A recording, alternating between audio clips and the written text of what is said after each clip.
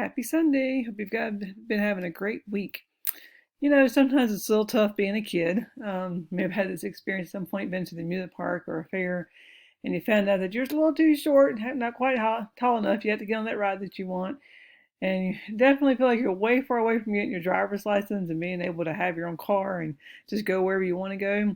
And even farther away someday from having a job with a paycheck. So it feels kind of frustrating sometimes that maybe there's not much you can do because of your age right now.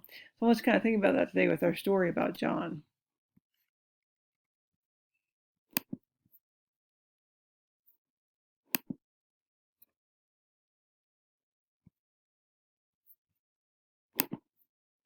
God's story. John. So part of God's story is about a man named John, and it begins like this. One day, John was fishing with his brother James and his dad Zebedee. His dad was a fisherman, so John had gone fishing a lot ever since they were really little.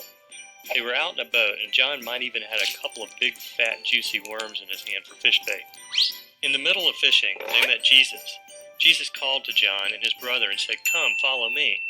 Right away, they left their boat and their dad to follow Jesus. If Jesus asks you to do something, it's a good idea to do what he says. After all, he only wants what's best for you. Well, from that day on, John was great friends with Jesus. John knew that Jesus really, really loved him, just like Jesus really, really loves everyone. It feels good when you know somebody loves you, doesn't it? But John knew there were things he could do to become better friends with Jesus.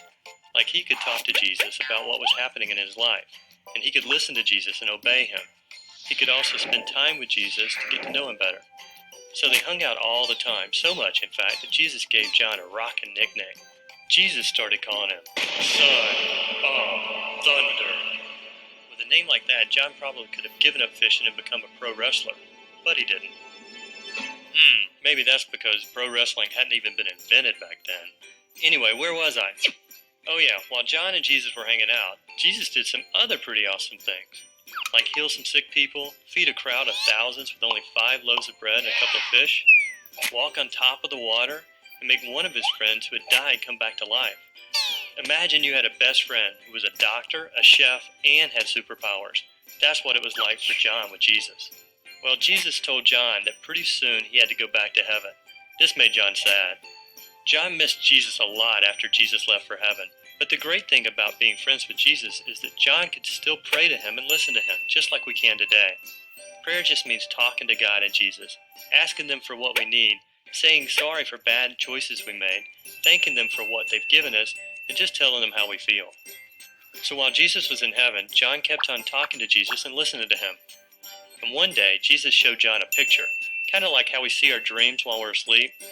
John had to sit very quietly so he could see the picture. Sometimes it's hard to sit quietly, or it feels boring, but that's when we can really hear Jesus and see what he wants to show us. Jesus was showing this picture with John because John was listening to him, but Jesus wanted everybody to see it. So John wrote it down on paper, and now it's part of the Bible. It's called the Book of Revelation. Kids, a revelation is a new thing you learn. The Book of Revelation tells us how Jesus wants us to live and things he wants people who follow him to do.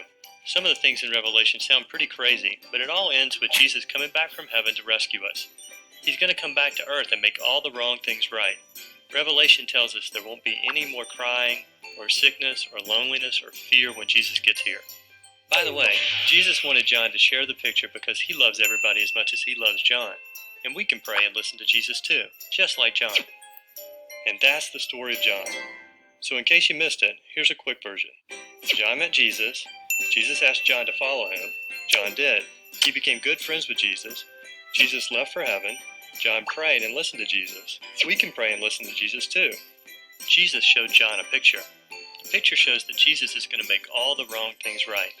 Jesus wants to do this for everybody in the whole world. And that's a part of God's story. So how great to have this story about John, who was actually young and just doing an ordinary job, ordinary life, working as a fisherman when he met Jesus. And I like to use that as an example to let us know that no matter who we are, what age we are, what we're doing with our lives, that there's always a way that God can use us to help others. Look at Acts 4:13. When they saw the courage of Peter and John and realized that they were unschooled, ordinary men, they were astonished, and they took note that these men had been with Jesus. So even the people who are around John and Peter and some of the other disciples realized because they were being Christ-like and being Christians, that it didn't really matter what their background was or who they had been. Once they became followers of Christ, that's all that mattered. They were there to help others. And so it's the same thing for us, is no matter if you feel like you're too young, there's always something you can do to make sure that you feel like you've accomplished or helped others. And this whole idea that you can make a difference for others, even if it's just small, simple acts that we do. Think about that with our song today.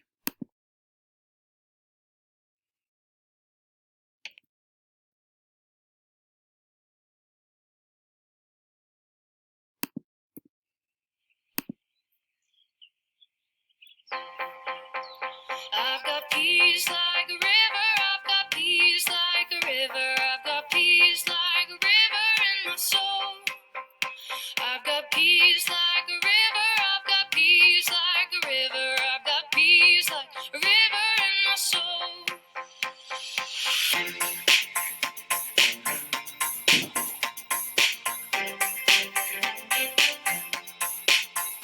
I've got love like an ocean, I've got love like an ocean, I've got love like an ocean in my soul. I've got love like an ocean, I've got love like an ocean, I've got love like an ocean in my soul. I've got joy like a fountain, I've got joy like a fountain, I've got joy like a fountain in my soul. I've got joy like a fountain, I've got joy like a fountain, I've got joy like a fountain in my soul. I've got peace, love, and joy like a river. I've got peace, love, and joy like a river. I've got peace, love, and joy like a river in my soul. I've got peace, love, and joy like a river. I've got peace, love, and joy like a river. I've got peace, love, and joy like a river in my soul. I've got peace, love, and joy like an ocean. I've got peace, love, and joy like an ocean. I've got peace, love, and joy like an ocean in my soul. I've got peace, love, and joy like an ocean. I've got peace, love, and joy like an ocean. I've got peace, love, and joy like an ocean in my soul. I've got peace, love, joy like a fountain. I've got peace, love, and joy like a fountain. I've got peace, love, and joy like a fountain in my soul. I've got peace, love, and joy like a fountain. I've got peace, love, and joy like a fountain. I've got peace, love, and joy like a fountain in my soul. So again, one of those great promises is like John found in his close look with Jesus and the work that he did about all that's available in his heart.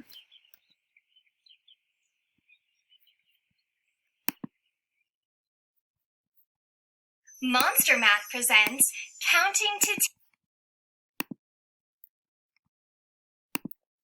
So we'll finish up with today's verse. And one of the things we learned about in this story was that John was the author of the last book of the Bible called Revelation, and a part of that was because of his willingness to serve Jesus and to be open to God's word. And we finish up with the beginning of that book. The revelation of Jesus Christ, which God gave him to show his servants, things which must shortly take place. And he sent and signified by his angel to his servant John, who bore witness to the word of God and to the testimony of Jesus Christ, to all things that he saw. Blessed is he who reads and those who hear the words of this prophecy and keep those things which are written in it, for the time is near. So just that reminder that if we're open and close to God, he's going to use this in the best way that he possibly can. I hope you guys have a great week. Goodbye.